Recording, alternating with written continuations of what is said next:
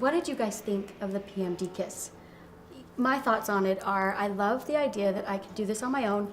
I love that I don't have to go and spend tons of money to get lip injections that are really scary, and I don't want to even try it. So this is what I love about it. I can do it the night before, I can do it the day of, I can do it right before I go somewhere. What did you guys think?